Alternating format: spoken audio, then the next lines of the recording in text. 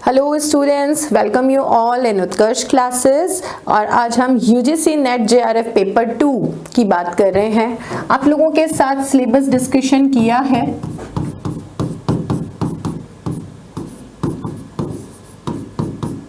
UGC net JRF 2024, इसमें हम लोगों ने पेपर 2 जो आपका कोड 30 है,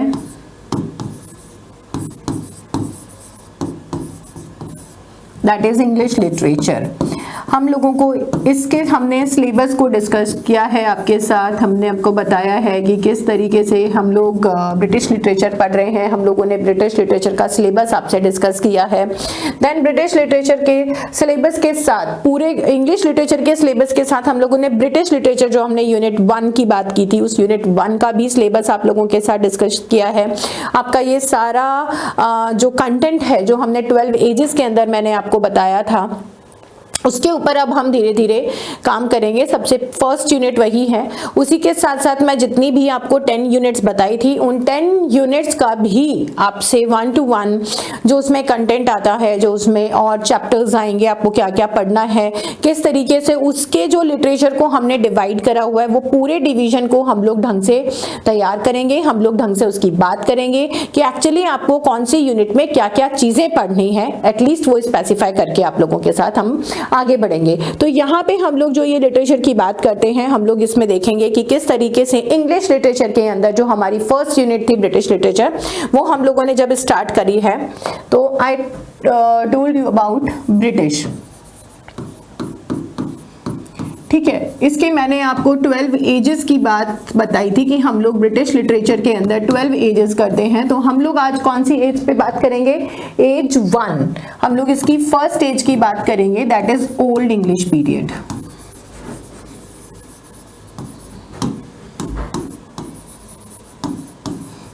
old English period was from 449 to 1340 AD।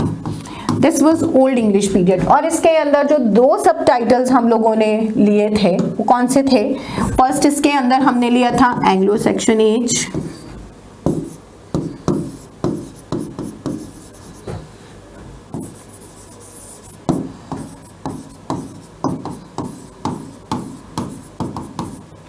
(1066 AD). Second आपका आ जाता है एंग्लो नॉर्मन,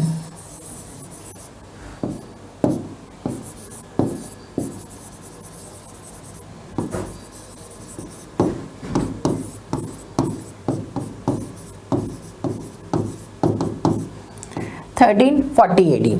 ये आपके 2 एजेस इसके अंदर आते हैं। तो बेसिकली जब हम ओल्ड इंग्लिश पीरियड की बात करेंगे, जब हम ये देखेंगे कि ओल्ड इंग्लिश पीरियड में किस तरीके से ब्रिटिशर्स की जर्नी रही, कैसे ब्रिटेन इंग्लैंड बना, ठीक है, यहाँ पे जब हम 1340 तक जाएंगे तो हम लोग जो इसके 3 नाम हैं, ब्रिटेन, यूके एंड इंग्लैंड, हम इन तीनों की जर्नी देखेंगे। बेसिकली इसमें यूके बहुत बाद में बनता है, तो यूके की जर्नी हम लोग थोड़ा सा बाद में देखेंगे। बट लेकिन आप लोगों को यहीं पे जो मेरा इंट्रोडक्टरी लेक्चर होगा, उसी के अंदर मैं आपको सारी चीजें क्लियर कर दूंगी कि किस तरीके से ये जो आपका ब्रिटेन है, ब्रिटेन की जो डिस्कवरी है, उसके बाद यहाँ पे रूल्स कैसे हुए, कहाँ से एंग्लोज आते हैं, कौन सेक्शंस थे, कौन नॉर्मन्स थे, ये कहाँ से आए, किस तरीके से हम लोगों के जो ये पार्ट है, जो हमारा ब्रिटिश लिटरेचर का पार्ट है, कैसे यहाँ पे लिटरेचर स्टार्ट हुआ। Because what I have written is old English period, जो 449 की आपकी एज लिखी है, 449 की जो ये एज है, that is basically the period जहां से इंग्लिश लिटरेचर या ब्रिटिश लिटरेचर स्टार्ट होता है। ये old English period, this is not a history of English literature, sorry, this is not a history of Britishers, but it is a history of British literature. हम लोग यहाँ से British literature की history को देखने आए हैं, ब्रिटिश हिस्ट्री नहीं है। ब्रिटिश हिस्ट्री बहुत पुरानी है, वो पहले से स्टार्ट होगी। हम लोग वहां से इस एज से स्टार्ट कर रहे हैं जहां से बेसिकली लिटरेचर स्टार्ट हुआ है। यहाँ से बेसिकली आपका लिटरेचर स्टार्ट होता है। तो हम इसकी जर्नी ओल्ड इंग्लिश पीरियड से देखेंगे। Why it is called old English period? Now the question arrives, why this is called old English period? क्यों बोलते हैं इसको? This is old English period because the English language was on the initial stage of its formation.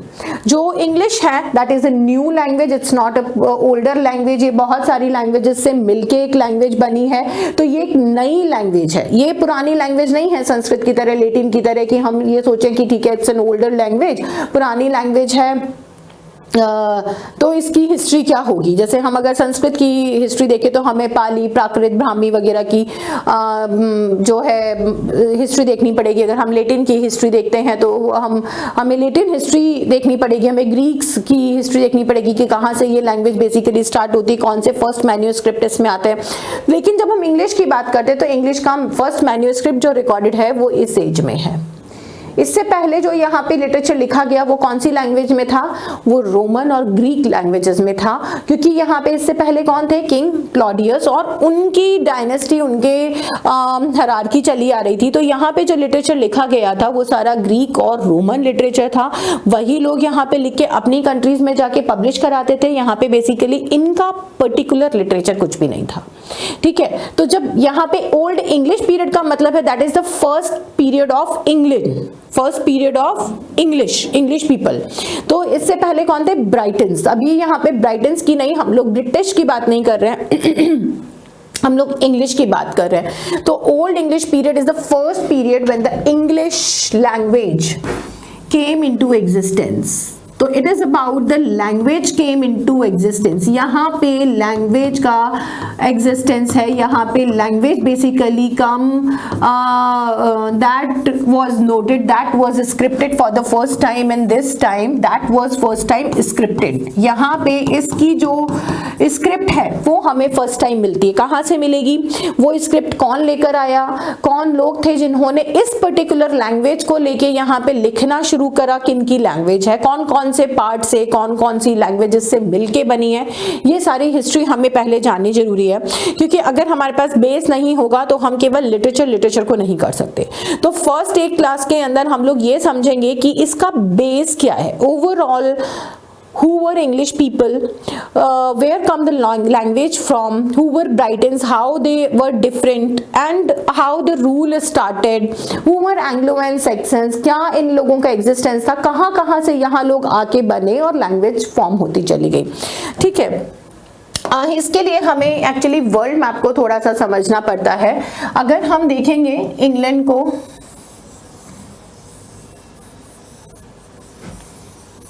This is basically your England, हम इस तरीके से इसको Ireland को लेते हैं, ठीक है। यहाँ पे ये जो एरिया आता है ये आज की तारीख में वेल्स का है, this is Scotland and England, इस तरीके से इसको हम डिवाइड करते हैं।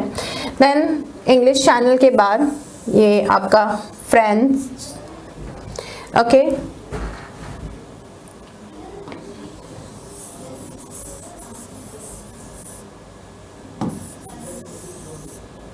ये आपका Norway and Sweden, today's Norway and Sweden, ये आपका बनता है अपर यूरोपियन मैप, जिसे हम बोलेंगे this is your upper European map, ठीक है। Ireland is basically a smaller land which I have made a bit bigger one. Okay, so this is your upper European map, और इसी के साथ हमको लोअर यूरोपियन मैप भी समझना होगा। Let's see,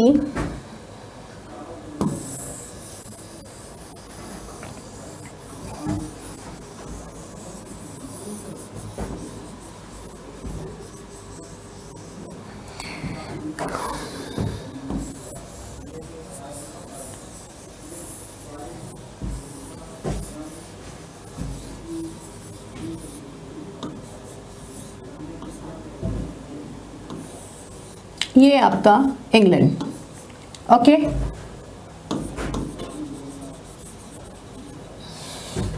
and I should make it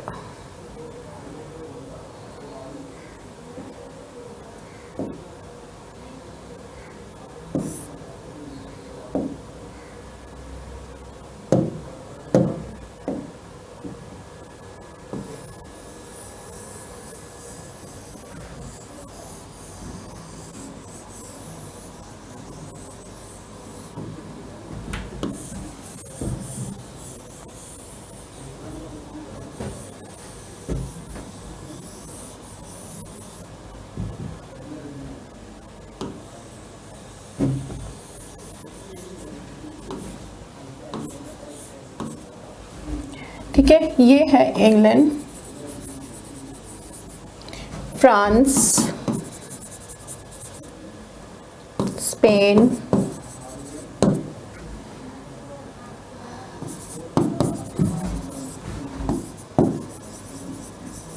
Italy, Greece, Rome, Germany, Norway, Sweden. ये 2 page पे मैंने आप लोगों का ये मैप बनाया है, ठीक है। If we are going to this, ये आपका लोअर मैप बन गया है। This is France, English channel,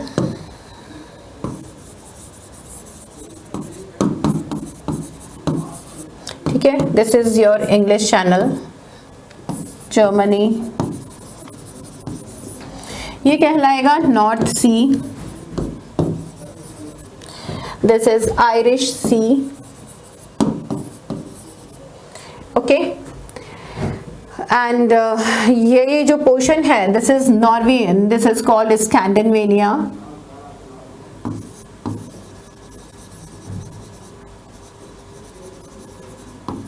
ये यहाँ से आपके स्कैंडिनेवियंस आते हैं। ये जो पूरा पोर्शन है फ्रांस के, यहाँ पे जो भी आपके ये छोटे छोटे आइलैंड्स वगैरह हैं, यहाँ पे काफ़ी सारे आपके जर्मैनिक आइलैंड्स हैं ये, ठीक है, these are Germanic islands.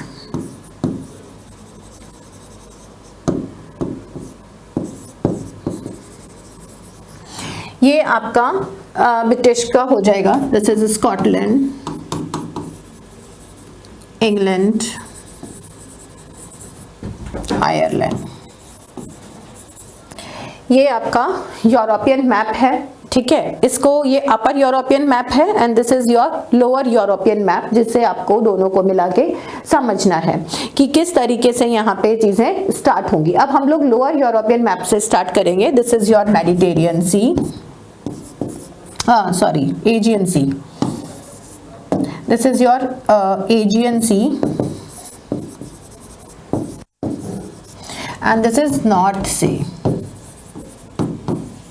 Not only this but ये पूरा पोर्शन ये नॉर्थ सी का है,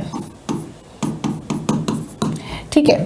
अब यहाँ से ग्रीस, रोम, जो ये एक ही उस टाइम पे कंट्री हुआ करते थे, ये लोग अलग, जो रोम है वो ग्रीस से आपका कब अलग हुआ था? दैट वाज अराउंड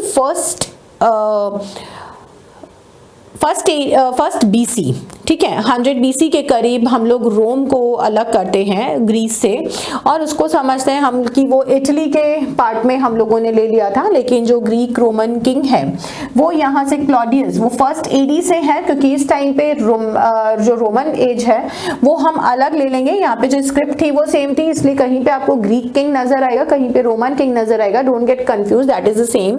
एंड उसको हम रोमन किंग में ही लेंगे। It was king Claudius.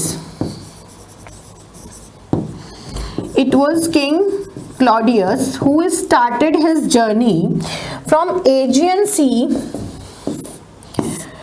to North Sea. ये North Sea की तरफ यहाँ से अपनी जर्नी स्टार्ट करते हैं in 43 AD। इन्होंने अपनी जर्नी स्टार्ट करी, ठीक है, वाई अराउंड 42 AD 43 AD में इन्होंने अपनी जर्नी स्टार्ट करी टुवर्ड नॉर्थ सी की तरफ, कि मैं अपर पोर्शन को एक्सप्लोर करना चाहता हूँ, बिकॉज पूरा जो ये जर्मनी है ये लैंड के थ्रू ही एक्सप्लोर किया जा सकता है। यहाँ के जितने भी ये नेबरिंग कंट्रीज हैं उनको ये जाके एक्सप्लोर करते थे, बट द थिंग इज कि now he wanted to explore the upper side of the country, upper side of the globe. जबकि पहले क्या मिथ था कि लैंड जो है वो फ्लैट है, किसी को नहीं पता था कि it's a globe, specially western region में यहाँ किसी को नहीं पता था कि it's a globe, it's a round thing and there is some kind of gravitational force जिसकी वजह से हम नीचे नहीं गिरते हैं। बट यहाँ पे एक मिथ था कि लैंड इज फ्लैट, और हम लोग ट्रेवल करते करते जहाँ पे भी ये लैंड खत्म होगा, शायद जो ये स्टार्स वगैरह जो नजर आ, हम लोग नीचे गिर जाएंगे, और कहाँ वो किसी को कुछ आइडिया नहीं था।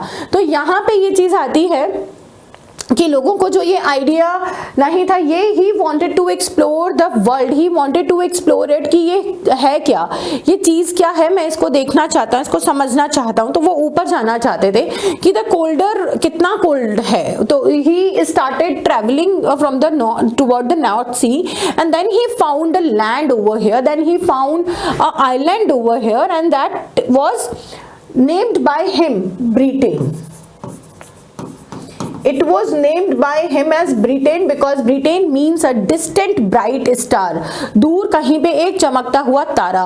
तो इनकी कंट्री से this is completely far and that far there is a star which is brightening in the sunshine, in the moonshine, because it was completely ice covered. People there was snow white, वो बहुत ज़्यादा white है, but they were savage, they were uncivilized, they were still living a life which was far from civilization. तो he conquered that land from the native or the tribal kings जो भी वहाँ पे थे, उनसे he conquered the land. He started Greek and Roman civilization there, and for a longer time, around 400 years, it was only Roman or Greek kings were there who were ruling over there.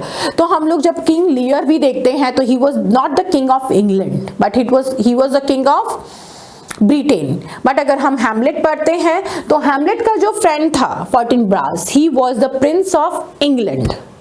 दोनों में यहाँ पे words में फर्क है, Shakespeare ने भी ये फर्क यहाँ पे रखा था, which you should also note कि King Lear was the king of Britain, that means he was the king before 449 and the name of the girls was like Cordelia और रीगन और Goneril, they were the Italian और Roman kind of name, it was not the name of English, they are not English name, but they were like very much like Italian or the southern European name, southern Greek or Roman, Italian similar names or the Spanish kind of names. So the King Lear was the king of Britain.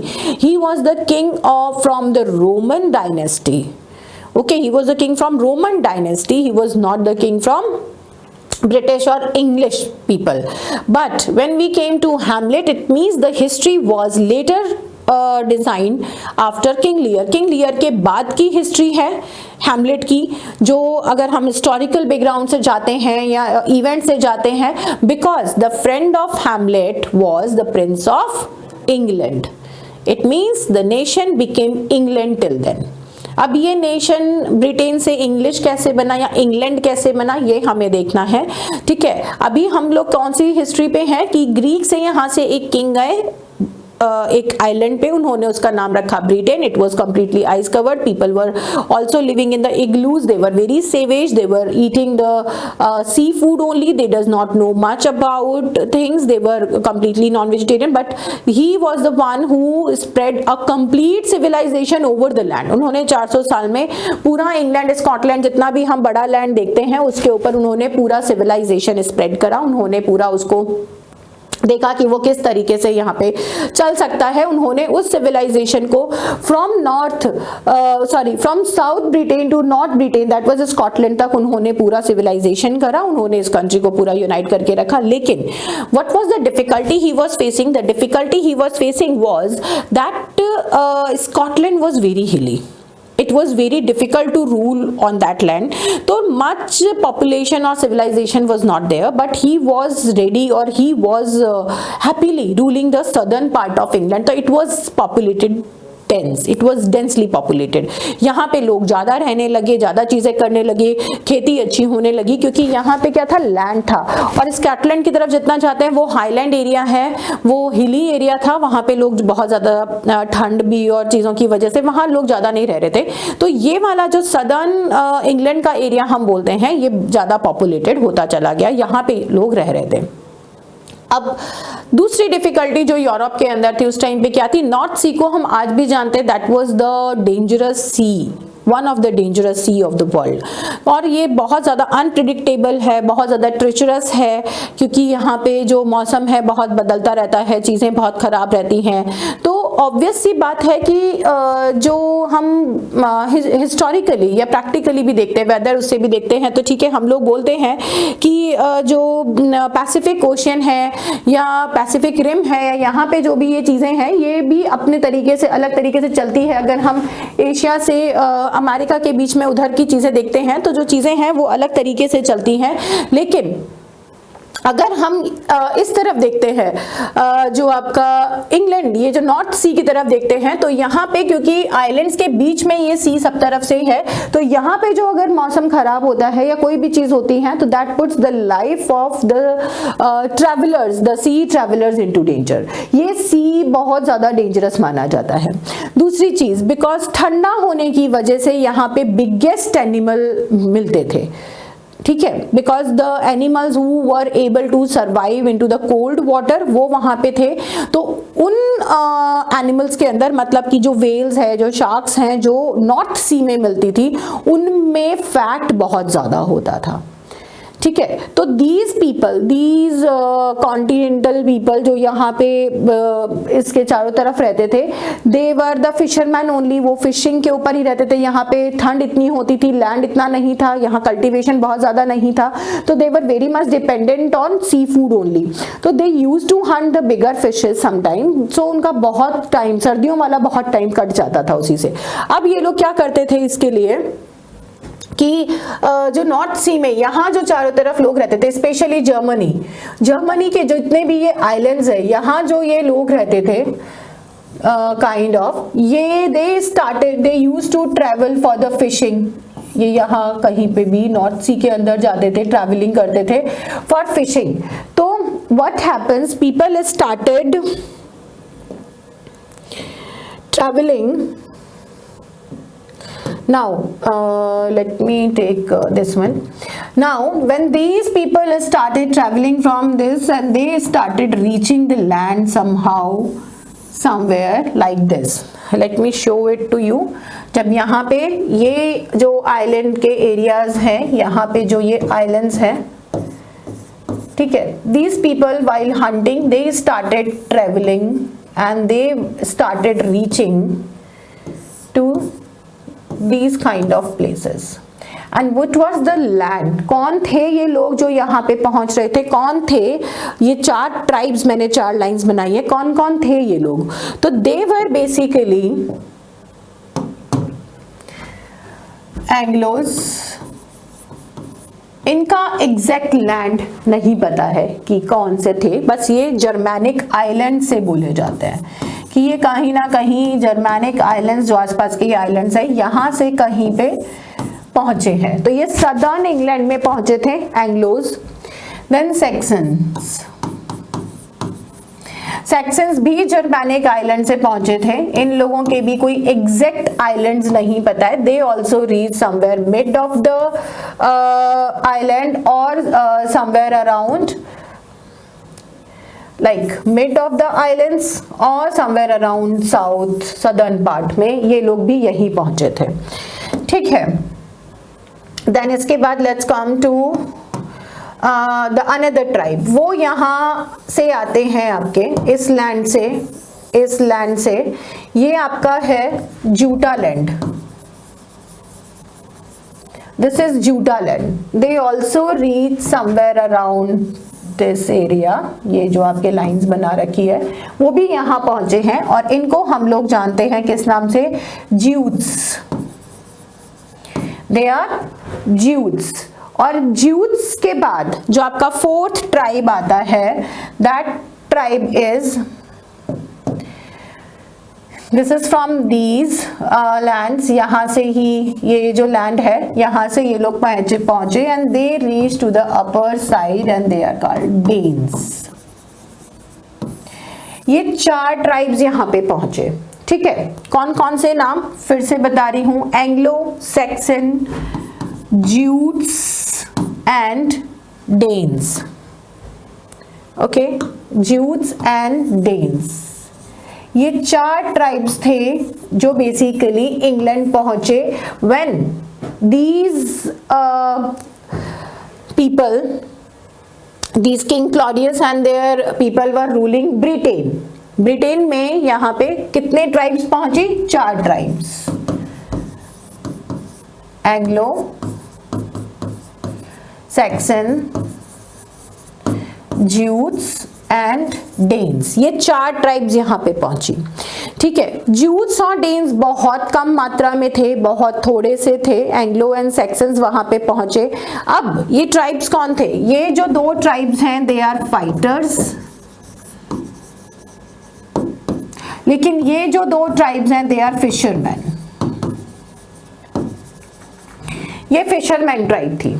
तो जो fisherman tribe है वो वहां पे पहुंचे, वो अपना काम कर रहे थे, ट्राइबल लाइफ ले रहे थे, इनको कोई मतलब नहीं था। ये यहाँ पे कोस्टल एरियाज पे शिफ्ट हो गए थे और यहीं से अपना काम करते जा रहे थे, अपनी फिशिंग कर रहे थे। धीरे धीरे क्या हुआ, उनमें से कोई एक इंसान ट्राइबल हेड बन गया, देन ट्राइबल मिनिस्टर बन गया, ट्राइबल किंग बन गया। After that he become the regional king और धीरे धीरे he started occupying the land. ये लोगों धीरे धीरे आने लगे और 449 में when the battle was there, they defeated the Roman king and acquired the land. Now they acquired the land. अब ये जो ब्रिटेन था वो किसके पास था? वो एंग्लो एंड सैक्सन्स के पास था। ठीक है, the southern portion of England was totally occupied by Saxons and upper portion of England was occupied by Anglos. इसमें आप नॉर्थम्ब्रिया का रीजन देखेंगे। क्यों? क्योंकि नॉर्थम्ब्रिया के रीजन में हम लोग किस तरीके से इसको देखेंगे, लेट मी शो यू। ये सारा मैं एक बार डिलीट करूंगी कि यहाँ थोड़ा सा हौच-पौच है तो हम समझ नहीं पाएंगे।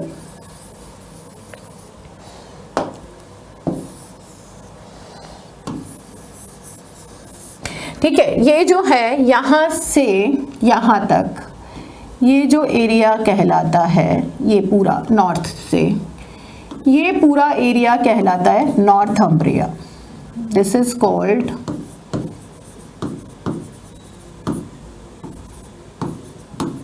नॉर्थम्ब्रिया। ये नॉर्थम्ब्रिया का पूरा एरिया किसके पास था? एंग्लोज के पास था। ये पूरा एरिया एंग्लोज का था। ठीक है, उसके नीचे का जो एरिया था यहाँ पे ज्यूट्स आ गए थे, यहाँ कहीं पे डेन्स आ गए थे, ये जो पूरा था ये सैक्सन्स के पास था। This is how England was divided. अभी तक आयरलैंड पे कोई नहीं पहुंचा है, अभी तक ये लोग सिर्फ यहाँ है, इसी चीज को कर रहे हैं। अब आती है इनकी लैंग्वेजेस की बात। जूट्स और डेन्स की जो लैंग्वेज है that was different, but Jutes बहुत थोड़े थे, इनको बहुत जल्दी ही सैक्सन्स ने डिफीट करके वापस भेज दिया and they return, they were defeated and they return. तो यहाँ पे जूट्स का कोई ज्यादा रोल नहीं रहा।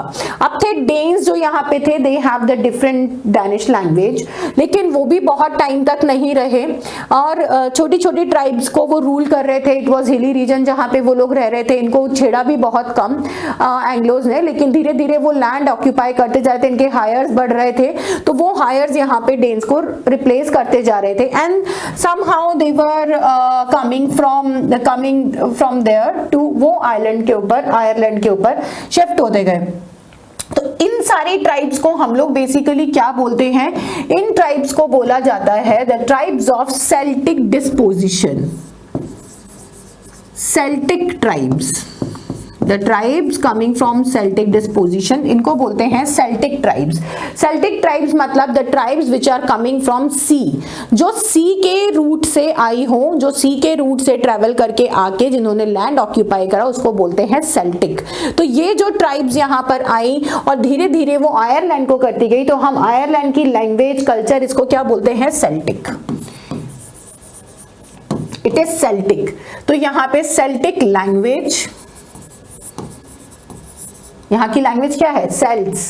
तो Celtic language, Celtic culture, Celtic literature, ये अपने आप को सेल्टिक बोलते हैं, which is coming through sea. Sea disposition से जो चीजें आती है उससे सेल्टिक बोला जाता है। तो आयरलैंड अपने सारे कल्चर को वही बोलता है। सेल्टिक लैंग्वेज, सेल्टिक लिटरेचर, मैंने जैसे बताया ये यहाँ पे हो गया। तो आयरलैंड के अंदर ये थोड़ा थोड़ा सबका जा रहा था, बट बेसिकली डेन्स का यहाँ पे स्टार्टिंग हुई जिसमें उनकी लैंग्वेज यहाँ आई। अब डेन्स की कौन सी लैंग्वेज थी? Bit of English and German mix language थी। बट इंग्लिश लैंग्वेज कहाँ से आई? अब ये जो यहाँ पे एंग्लो एंड सेक्सन्स के मैंने आपको बताया है, एंग्लो एंड सेक्सन्स कहाँ से आते हैं? जर्मैनिक ट्राइब्स का मैंने आपको बताया कि ये जर्मैनिक ट्राइब से आते हैं। तो let me tell you about the journey of these people, कि इनकी जर्नी क्या है,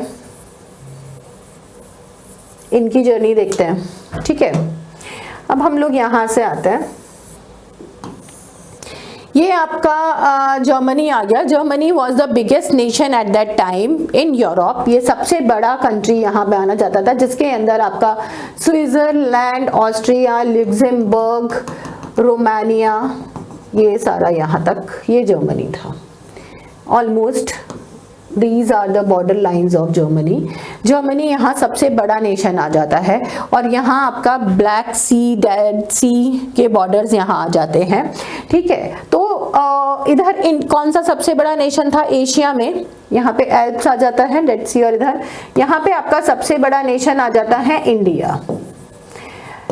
ठीक है, क्यों? क्योंकि पाकिस्तान, अफगानिस्तान, कजाकिस्तान, ये बॉर्डर्स आ गए आपके इंडिया के, ये पूरा आपका आ जाता है इंडिया। और यहाँ पे हम जानते हैं इंडो आर्यन रिलेशनशिप्स के बारे में। Aryans were Germans, Germans were called as Aryans, इनको हम क्या बोलेंगे? आर्यंस। और इंडियंस को हम क्या बोलते हैं? द्रविडियंस। ठीक है, तो ये आर्यंस और द्रविडियंस जो हैं, इन लोगों का ट्रेड चलता था आपस में, तो एक्सचेंज ऑफ लैंग्वेज भी है।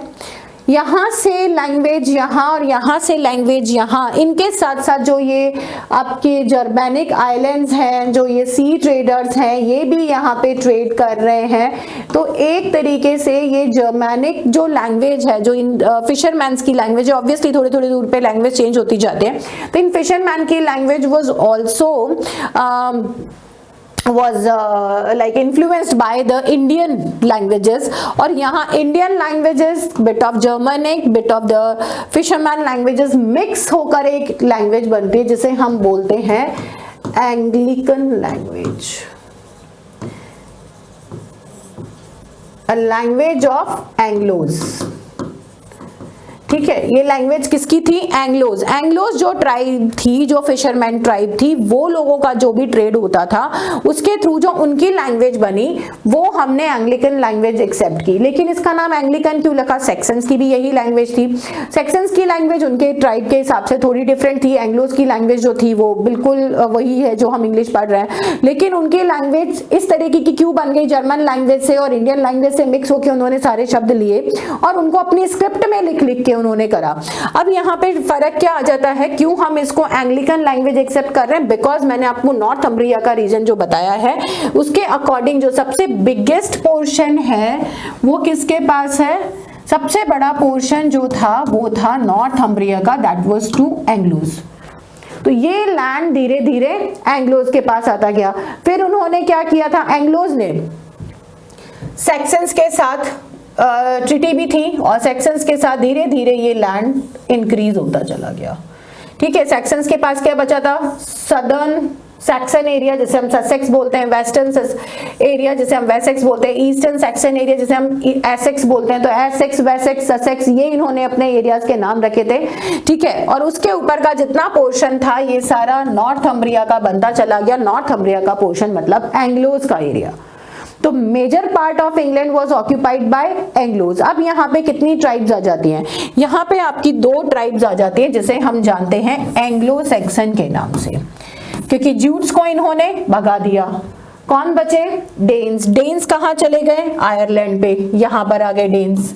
तो कौन बचे यहाँ पे? पूरी उसमें एंग्लो एंड सैक्सन्स बचते हैं। ठीक है, let's come to the another map over here. अब हम लेते हैं इंग्लैंड।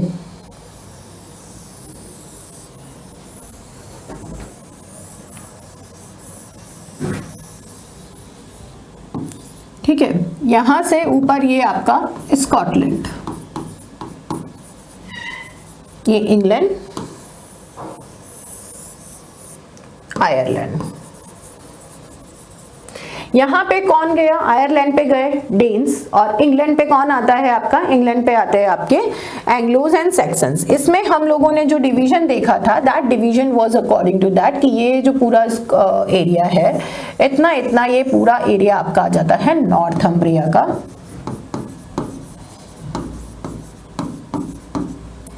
नॉर्थम्ब्रिया का एरिया आ जाता है ये,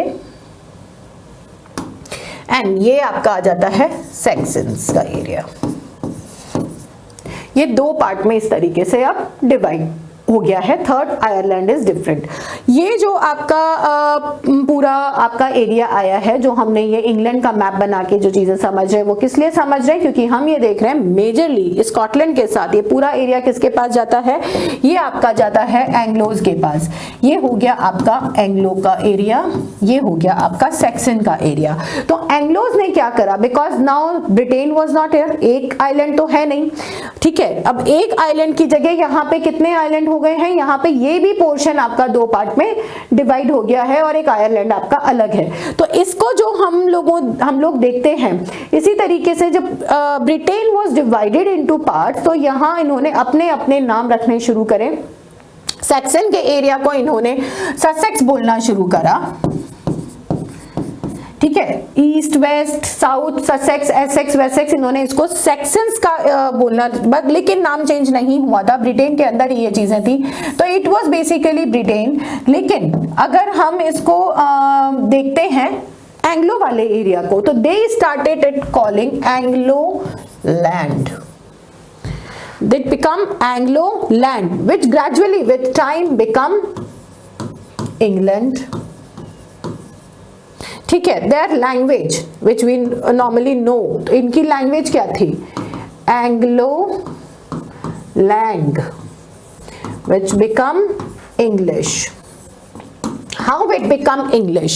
It become English because अगर आप जर्मन लैंग्वेज में कोई भी चीज पढ़ते, डच लैंड उसे बोलते थे, क्योंकि वो भी बहुत सारे लैंड्स को मिला के था, लुक्सेमबर्ग, ऑक्समबर्ग, ऑस्ट्रिया, रोमानिया, स्विट्जरलैंड, और मेन आपका ईस्ट एंड वेस्ट जर्मनी, उसके अलावा जो छोटे छोटे आइलैंड्स हैं वहां पे, वो सारे मिला के था। तो it is a cumulative name and that name was Deutschland. इसको जर्मन तो हम आप बोलते जर्मनी, लेकिन it was Deutschland, the combination of various islands और लैंड्स। तो ये यहाँ पे उस लैंग्वेज में, डच लैंग्वेज के अंदर हम लोग ये जानते हैं कि कोई भी लैंग्वेज हो उसके लास्ट में इश लगता है। लाइक हम लोग क्या बोलते हैं, हमारी लैंग्वेज कौन सी है इंडियंस की, हिंदी, तो it is not Hindi, for them it is Hinglish, it's not French, it's Franglish, it's not basically अपनी लैंग्वेज को वो लोग डच लैंग्वेज ही बोलते हैं, लेकिन बाकी जो भी लैंग्वेज होगी it's English, because they were the German tribes, so they were also speaking in the same language, and that's why it become the language of Anglos is English. Like for our it is Hinglish, for French it is Franglish, it's for another language is Spanish, तो they used to call it lish। तो वो भी यहाँ पे same language का यहाँ पे क्या बनाया, lish, and it become English। okay, तो this is how they gain their name, because these tribes are, again I'm saying, all these tribes are Germanic tribes, all these tribes are Germanic tribes, and their language, which I'm telling English. What is the English language? English language was basically we should say it's a Indo-Aryan language. It's an Indo-Aryan language, or what else we can call it? We can call it a language from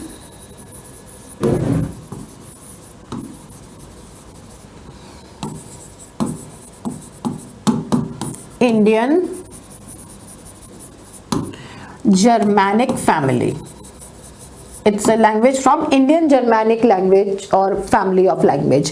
तो ये या तो Indian Germanic या Indo-Aryan language इसको बोला जाता है, ठीक है। तो English is basically a Indo-Aryan language because इसमें मेजर वर्ड जो हैं वो इंडियन लैंग्वेजेस से लिए गए हैं, इसमें मेजर वर्ड जो हैं वो आपके यूरोपियन से नहीं बट जर्मैनिक लैंग्वेज से, दैट इज जर्मन लैंग्वेज से लिए गए हैं। तो इसका जो बेसिक फॉर्मेशन था वो इंडियन और जर्मन लैंग्वेज से है। अब हम जिस टाइम की बात कर रहे हैं, जिस टाइम में हम लोग इस लिटरेचर को पढ़ रहे हैं, दैट टाइम इज 449। यहाँ पे हमने फर्स्ट टाइम एक मैन्यूस्क्रिप्ट देखा जो कि इस ओल्ड इंग्लिश लैंग्वेज में लिखा गया था। जब ये लोग यहाँ पर आए थे, जब इन्होंने यहाँ लिखना शुरू करा, इस लैंड को ऑक्यूपाई करा, यहाँ जब इन्होंने लिखना शुरू करा तो वो कौन से पीरियड का फर्स्ट मैन्यूस्क्रिप्ट आया? 449 का फर्स्ट मैन्यूस्क्रिप्ट आया। और उसमें कितने वर्ड्स थे टोटल? जितने हमारे पास पोइट्रीज आई, जितना हमारे पास लिटरेचर आया, तो it was assumed that time in 449 AD this language had only the structure of 500 words। ये एक न्यू लैंग्वेज थी जो उस टाइम फॉर्मेशन मोड पे थी, और इस लैंग्वेज के अंदर 449 में कितने वर्ड्स थे? केवल 500 वर्ड्स थे। It was on the beginning point, ये उस टाइम पे बन रही थी। इसीलिए इस पीरियड को, जहां पे ये लिटरेचर लिखा गया है, इस पीरियड को हम लोग बोलते हैं old English period of literature. Old English period of literature. Getting point कि इसको ओल्ड इंग्लिश पीरियड क्यों बोला गया? क्योंकि ये इस लैंग्वेज का बिगिनिंग पॉइंट था। यहाँ पे ये लैंग्वेज भी बन रही थी और इसीलिए इसके जो राइटर्स थे वो बहुत कम थे। ठीक है, अब आता है नेक्स्ट पॉइंट कि यहाँ पे रिलीजन कौन सा था, इस आइलैंड का रिलीजन कौन सा था। जब तक ऑब्वियसली यहाँ पे हम लोग अगर अपनी फर्स्ट स्लाइड देखते हैं, जो ये वाला हम देखते हैं जिसके अंदर आपके जो आपके जो ये जर्मैनिक किंग थे, आपके जो रोमन किंग थे, रोमन किंग जब यहाँ पे गए हैं ब्रिटेन में, तो इन्होंने अपना कौन सा वहां पे रिलीजन लेके गए हैं? He took the Roman Greek religion, जिसको हम किस नाम से जानते हैं? रोमन ग्रीक रिलीजन को paganism. What is paganism? Paganism is nature worship. तो ये यहाँ पे अपना पेगन रिलीजन ही लेके गए थे। लेकिन जब इसको सेकंड हम इसमें देखते हैं, यहाँ पे जब ये सारी ट्राइब्स वहां जाते, तो इन ट्राइब्स का रिलीजन क्या है? जो जर्मन आइलैंड्स रिलीजन फॉलो कर रहे थे, and that religion was Christianity. यहाँ पे क्रिश्चियनिटी आ चुकी थी। तो ये कौन सा रिलीजन यहाँ लेके गए थे? ये अपने साथ लेके गए हैं क्रिश्चियन रिलीजन। ठीक है, यहाँ पे क्रिश्चियनिटी कैसे आ गई थी? क्योंकि हम जानते हैं कि क्राइस्ट का बर्थ कहाँ हुआ था? क्राइस्ट का बर्थ हुआ था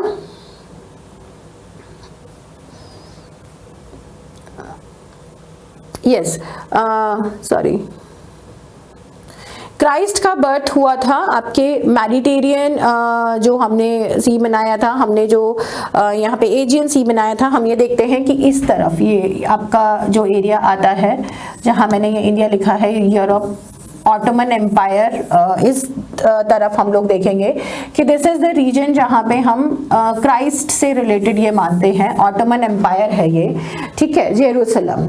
यहाँ पे हम क्राइस्ट का बर्थ और ये लेते हैं, this is direct entrance to your Middle East, this is a direct entrance to your Middle East and along with that Egypt and Africa also.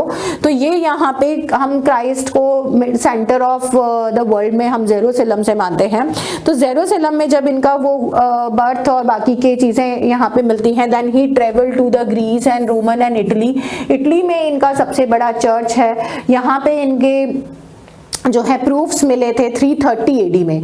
तो in the 330 AD when we found the proofs of Christ, the belonging of Christ, that was his shroud, जो उनका क्रूसाफिक्शन हुआ था उस time पे, जो उन्होंने cloak पहना हुआ था, जो कपड़ा पहना हुआ था, वो मिला, उनका श्राउड वहां पे मिला।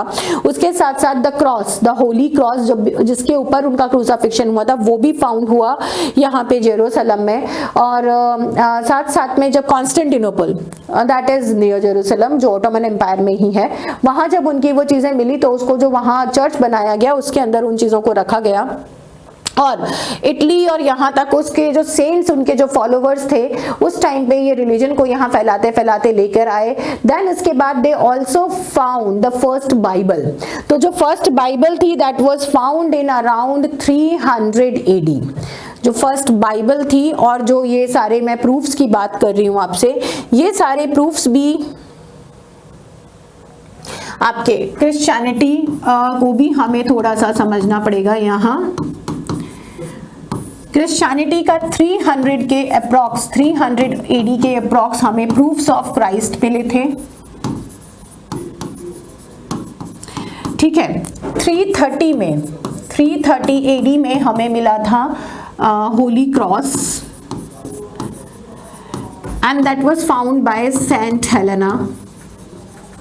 ठीक है, सेंट हेलेना फ्रॉम रोम, इनको ये होली क्रॉस खुदाई में मिला था, and she started spreading the religion. Then around 340 AD we found the first Bible that was written in Hebrew. ठीक है, ये हिब्रू में थी। इसी बाइबल को सुरक्षित रखा गया, and in 440 AD Saint Vulgate translated this Bible, translated the Hebrew Bible। कौन सी लैंग्वेज में इन्होंने ट्रांसलेट किया? रोमन। इन्होंने दैट इज लेटिन लैंग्वेज। ठीक है, इन्होंने लेटिन लैंग्वेज में इसको ट्रांसलेट करा, and then onward it is named as Saint Vulgate's Bible. It was named as Saint Vulgate's Bible, जो हिब्रू से लेटिन लैंग्वेज में ट्रांसलेट की गई थी 440 AD में। और उसके बाद इस बाइबल को जब लेटिन में ट्रांसलेट किया गया तो it was taught in the various languages, इसलिए बाद में स्प्रेड होती चली गई थी। और इंग्लैंड में जो ये जर्मैनिक ट्राइब्स यहाँ से आए थे आपके, ये केवल जो इन्हें बताया जा रहा था इनकी लैंग्वेजेस में, क्योंकि अब जब क्रिश्चियनिटी यहाँ थी तो वो जगह जगह स्प्रेड होती जा रही थी। वो सारी जगह पे, यहाँ इटली में लेटिन लैंग्वेज में, रोम, इटली, ग्रीस के अंदर यहाँ पे ये जो बाइबल थी ये ट्रांसलेट हुई, और यहाँ से ट्रांसलेट होके वो सारे यूरोप के अंदर स्प्रेड होती चली गई। तो यहाँ से क्रिश्चियनिटी स्प्रेड होनी शुरू हुई थी आपकी अप्रोक्सीमेटली 330 AD के बाद, जब हमें होली क्रॉस मिल गया था। उसके बाद क्रिश्चियनिटी स्प्रेड होती चली गई और वो अपर रीजन्स में गई। सबसे पहले जर्मन्स ने उसको एक्सेप्ट किया था because they were not truly pagan. वो बहुत ज्यादा पेगन नहीं थे, वो लोग हाँ पेगनिज्म के थ्रू ही चल रहे थे, बट यहाँ पे बेसिक कोई ऐसा रिलीजन इन लोगों का नहीं था, पेगनिज्म ही चल रहा था, नेचर वर्शिप पे चल रही थी। तो they accepted it on a very fast track, और इनकी जितनी भी ये ट्राइब्स थे, जितने भी ये लोग थे, इन्होंने क्रिश्चियनिटी को बहुत जल्दी एक्सेप्ट करा, उसके साथ बहुत जल्दी चलते चले गए और कंफर्टेबल भी हो गए। तो इनके साथ जो ये रिलीजन यहाँ तक पहुंचा, इंग्लैंड तक, इनके साथ जो ये रिलीजन पहुंचा दैट वाज क्रिश्चियनिटी। क्रिश्चियनिटी इनके साथ वहां पहुंची, कहाँ? इंग्लैंड में। तो यहाँ का जो फर्स्ट रिलीजन बना वो क्या बना? क्रिश्चियनिटी। इस लैंड का आफ्टर पेगनिज्म जो रिलीजन बना दैट वाज क्रिश्चियनिटी। अब यहाँ पे जो लोग थे उनको क्या बोला गया? जब क्रिश्चियनिटी यहाँ पर आई और मेजर क्वांटिटी में कौन थे? एंग्लोज। तो इनके रिलीजन से ही इनको दोबारा हमने अंडरस्टैंड किया that was Anglican Christians. They were known as Anglican Christians. Basically क्या फॉलो कर रहे थे ये? Catholicism. They were following Catholicism. ठीक है, कैथोलिसिज्म को फॉलो कर रहे थे, एंग्लिकन क्रिश्चियंस ये लोग कहलाए। तो यहाँ पे एक नई ब्रांच ऑफ क्रिश्चियनिटी आ जाती है दैट इज एंग्लिकन्स। ठीक है, अभी तक हम क्या जानते थे? केवल कैथोलिसिज्म। कैथोलिसिज्म के बाद जो हम सेकंड उनका वो वर्जन जानते हैं या सेकंड इनका सेक्शन जानते हैं दैट इज प्रोटेस्टेंट्स। लेकिन प्रोटेस्टेंट्स बाद में आए, इन्हीं में ही कैथोलिक्स में ही दूसरा जो सेक्शन निकला, सब सेक्शन निकला, वो क्या निकला? Anglican Catholics. तो ये लोग अपना जो रिलीजन थे उनको एंग्लिकन्स मानते थे। यहाँ जो चर्चेस बने थे वो भी एंग्लिकन चर्चेस कहलाते थे। वो कैथोलिक जो रोमन कैथोलिक चर्चेस हैं, अभी तक तो ये उनको मानते देखते हैं, अभी तक यहीं से सारी चीजें हो रही, क्योंकि France was the biggest country after Germany, was which become Christian country. तो जब ये सारी जगह पे स्प्रेड होने लगे तो फ्रांस में ही पोप्स और ये लोग बहुत ज्यादा थे जो कि जर्मनी और ये सारी जगह को कंट्रोल करते थे। और फिर उसके बाद आता था आपका रोमन पोप, तो फ्रेंच पोप, उसके बाद रोमन पोप। लेकिन इन्होंने अपना एंग्लिकन पोप भी यहाँ रखना शुरू कर दिया था कि we will follow his idea because we are not a part of main land, we are different. इन्होंने यहाँ पे अपने आप को, जो यूरोप का मैप में जो इंग्लिश चैनल से ये लैंड कट जाता है, तो इन्होंने इसको अलग से अपना बनाना शुरू करा कि हम लोग यहाँ सारी चीजें अपने हिसाब से करेंगे।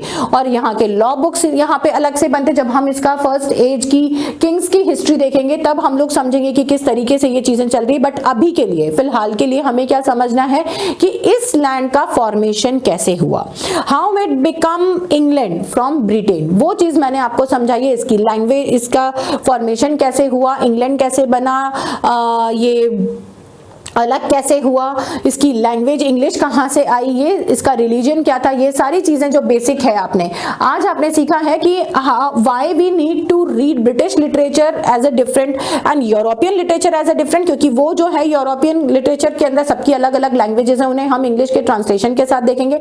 लेकिन that become a language of a land, that become a literature of a land, और वो लिटरेचर का फॉर्मेशन कैसे हुआ, उस लैंड की हिस्ट्री क्या है, that is in front of you. अब ये सारी चीजें आप लोगों को देखनी है ढंग से, ठीक है। थोड़ा सा हौच पौच हो रहा है लेकिन आई थिंक आप लोगों को स्टार्टिंग से समझ में आया होगा। एंड ये जो सारा आपका फॉर्मेशन है, यहाँ पे कैसे कैसे लैंड से इन लोगों ने ट्रेवल किया, कैसे इस लैंग्वेज का फॉर्मेशन बना, that is from India to Aryans के साथ जो ट्रेड्स होते थे उसके थ्रू हुआ। एंड देन आप लोगों को ये सारी चीजें मैंने लिखवा दी है। तो this is how your introductory part of, this is what your introductory part of literature. इसमें हम लोग केवल इस लैंड की हिस्ट्री जानने के लिए आज यहाँ पे थे।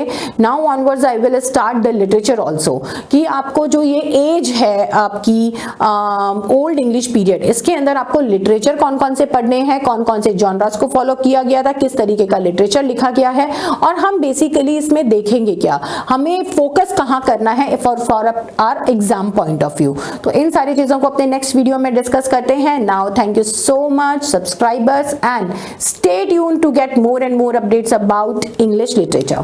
Thank you so much. Bye everyone.